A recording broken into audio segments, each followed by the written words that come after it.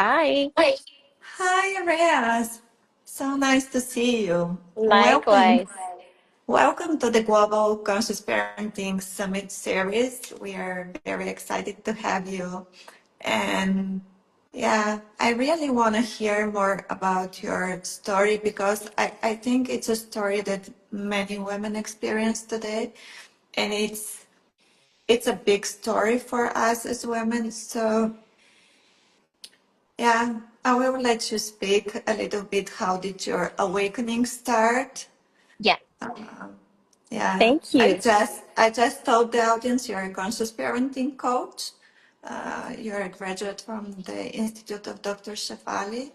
So yeah, please share with me. Thank you so much. So I have two children.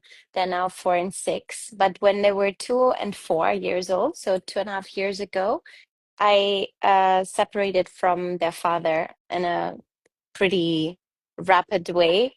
And then I found myself really kind of in this position of suddenly a single mom.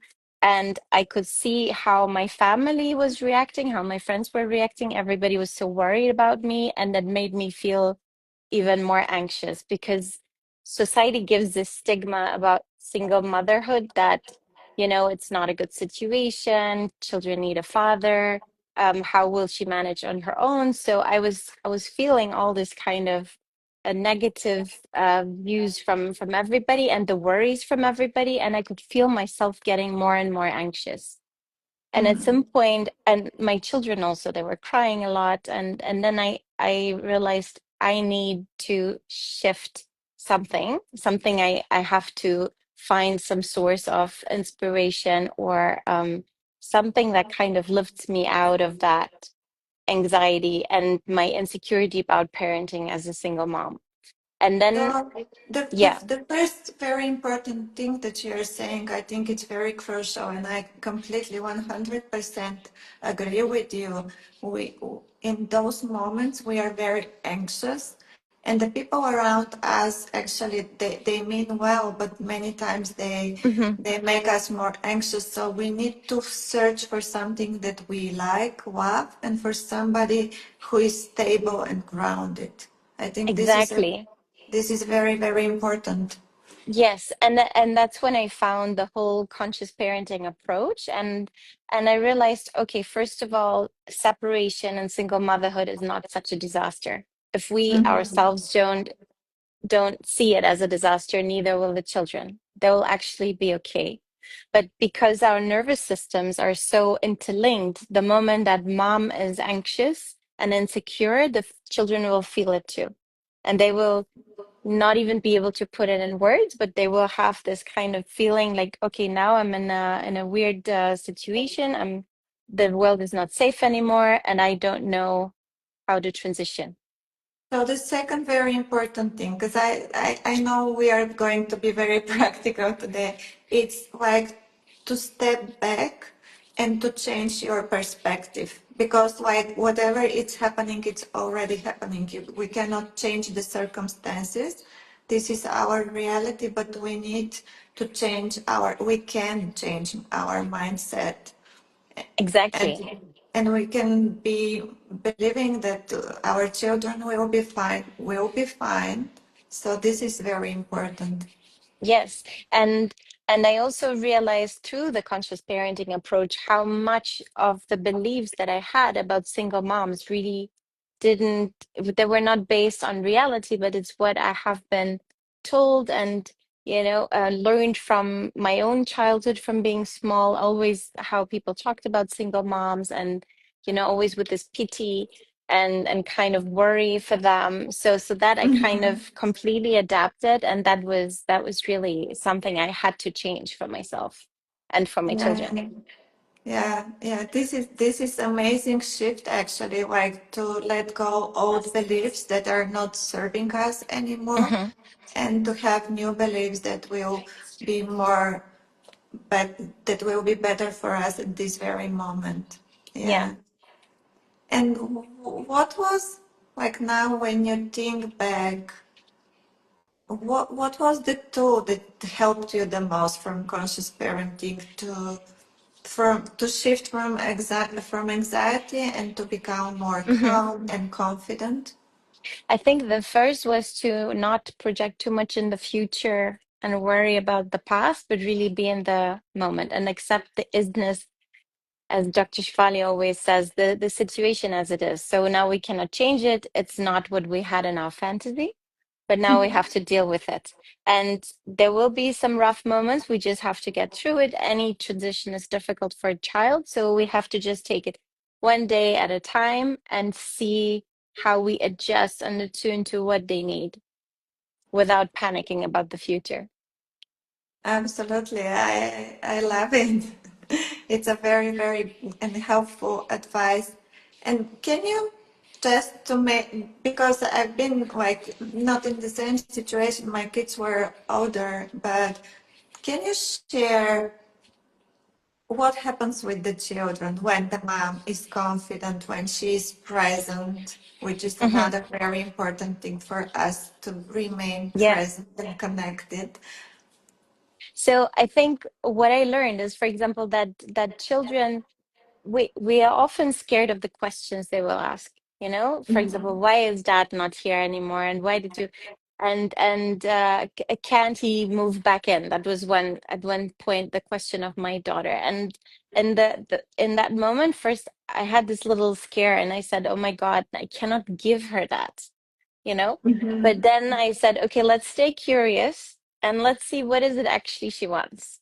So when we're very open and we just go a little bit with the child. What she really wanted was that day before she had seen her dad and she hadn't spent enough time with him because he had played more with the little brother. So that was her problem. It was not that she really wanted him back. So sometimes also the way they express, we're too scared, and then maybe we don't want to talk about certain things. But actually, it's most of the times it's not such a big drama, and they can adjust pretty quickly. But as long as we ourselves don't see ourselves as victims, it's oh my God, now I'm a single mom, like I'm shunned by society. My life is now ruined, now I don't have a family. Yes, you do have a family. You have yourself and you have your beautiful children, and it's just shifting Mhm. dynamics. And there's so many single moms out there, so it's pretty normal. It's just what happens in life. But I think this whole staying curious, trying to adjust to the children by playing also, really just letting them express through play rather than through words, because especially small children, they cannot express through words, and sometimes we think that just by telling them what happened they've processed, but they don't process like that. And this was one of the things that I really understood, because my daughter was crying a lot and I let her cry. And I also told her, it was just something between mom and dad. It wasn't about you, but it wasn't helping her to process because it was just words. So until I learned that I need to play with her more and be with her more and attune to her, that's how she can process. Maybe sometimes without words. Yeah, and I love what you mentioned about them testing and try. They are not testing us, but I believe they are testing and trying. Is this something that I need to worry about or not? Hmm. And the moment the mother is calm and remains present, Hmm. and starts playing with them, they're like, oh, there is nothing to worry about. But if we become like anxious and start or blaming ourselves, then they're like, okay, there is a huge problem here. So I think this Exactly. is so big and so important. And it's very good that we are sharing this with many parents, because it's the most important thing I believe for the child is to see that you feel safe and Hmm. secure, and from there they feel the same way, because they Yes. really don't care who is in the room and who is not. This is our adult perspective. Exactly. So this is exactly what we project on the children, but they don't really feel the same. And I think what we also need to be very comfortable, and what we model to them more than telling them what to do, is how to react when people ask questions that are maybe a bit uncomfortable. So sometimes friends of my kids, they're also small. They say, "Oh, what exactly, did you fight about with Edie's dad?" And then I'm like, you don't have to answer sometimes with something you're not comfortable with because you don't want to share that maybe outside the family. But then you just say, "Oh, the who's like a boy or a girl that you really don't like in your class?" And they will tell you, "Okay, this one." Imagine you would have to live with him. How would that be? I said sometimes people just don't get along, and then they get it, and they're fine. The next moment they have forgotten about it. But my children were watching me. They said, "Okay, how is she going to react now? Is this going to be an anxious moment, or is it just a normal moment where we Yeah, just say, okay, this is what's the situation? It's fine. There's nothing to be ashamed of or worried about." and I love what you're saying. They are watching us. So it's not a good idea, like you said, to be in victimhood and to be a victim. Yeah, you can allow yourself. Like I have a client, he says, I have a pity day. You can have one or two pity days, but after that, we need to slowly move on and shift our energy. And here is sometimes like a place where we need a coach or like a teaching that we can move.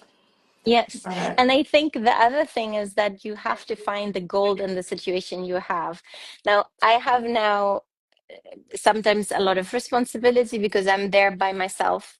But on the other hand, I also have time for myself to develop myself. And I could really start a journey of self-healing and focusing on myself because I'm a single mom and because I have nothing to do after they go to sleep and they're small. So I have to find something I to kind completely of keep agree busy with with. you.